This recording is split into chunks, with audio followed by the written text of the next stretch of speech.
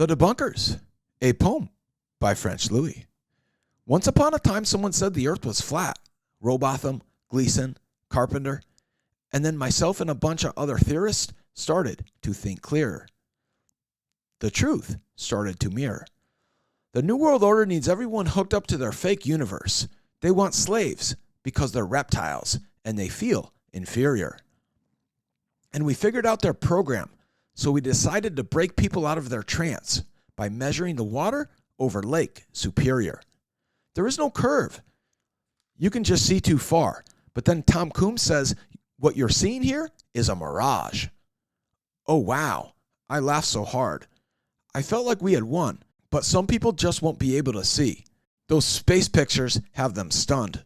Remember who pays their fund? Well, we do, but we're forced to by the Illuminati. So in walks the professional debunkers. First there was McWest. He was a video game programmer, so he understands codes, and writing lies became his MO. He first said the flat earth map was just a projection of the globe, and I screamed no. It projects Antarctica differently, and it doesn't show in and out of the center of mass. He just used longitude and the sun. Oh, how bold. So McWest hit the road. He finally gave up. We showed him so many images shot without a GoPro. There's just no curve. His curvature calculators failed. They didn't fit the globe's mold. The earth is flat, McWest. We exposed your program and beat your control. So McWest left. He got tired of being wrong. So in walked the new generation, but not before YouTube censorship and shadow banning of the entire nation. They found these absolute bozos. They're weird. Yeah, I'm talking about Craig, but there's a bunch of them. And it's like they play tag team, and they're definitely not in the men's league. They won't have people on their show that talk about the salt flats. If you mention how flat they are, they just leave. Or sometimes they do that thing where they don't let you speak. The salt flats 100% prove flat earth. They're too flat to be curving to your ball, but they don't have an answer, so they revert to censorship techniques. If the earth were a ball at 25,000 miles in circumference, how could you have something with 4,000 miles and no curvature? To this, they have no critique. The salt flats are too flat, so the debunkers revert back to deceit. So now they want to go film the sun. Why don't you just go to the salt flats? Bolivia is much more fun. Is it because it's already proven? Or is it because you love sunsets and want to get romantic? That sun's going to set, but we already know what you're going to do. We can already see you rigging the bet. You're using Jaron. He doesn't even believe the salt flats prove flat earth. He's Flat Earth's Maria Antoinette. And we all know who's behind it. The new McWest.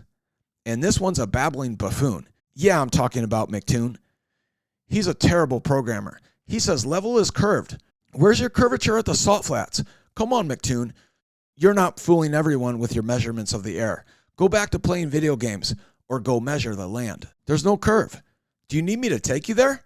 Or we could just go to a lake. It's flat. But if you want, we'll go to Bonneville. 12 miles of flat. Are you going to show me some more fake pictures and kick me off your show again and then go cry in despair? They're too flat. Those space pictures are fake. How else can I explain? What would happen if I went to that glacier and Dave Murphy brought his nautical sextant? We'd prove it. But wait, we already have. Water, horizon. Oh yeah. But that doesn't prove it for you because you always invert the reflection. That line isn't coming from a ball. It's all in your mind. It's fake, just like that guy Dave.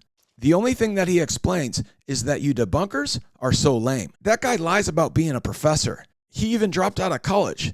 He says nothing would work on flat earth as he uses a flat piece of paper to explain his knowledge. The plane exists. You guys always use a straight line to navigate, but you can't do that on a ball because Australia is supposed to be upside down. But you don't understand, so I must talk to you like that debunker Dan, the science fiction man that's just a space fan. He doesn't understand flight plans. They prove the map. You guys always misplace Japan. So then you revert back to Perth to Johannesburg. You know that flight stops in Sudan? Or is it Dakar? The point is, it's in the northern hemisphere. But don't worry, you're protected. Google is your pimp. Professor Dave calls this popular content. We call it lame. So come on, debunkers, stop looking for fame. We're trying to defund NASA. They steal heaven, but now we're forced to play your game. So let's go to the salt flats. Show me this curve. I get it. You're a true ball believer, and you'll never believe this Earth is a plane. To this bull, you're married, but it's time for you to get out of the way. NASA's going down, and Antarctica will be renamed.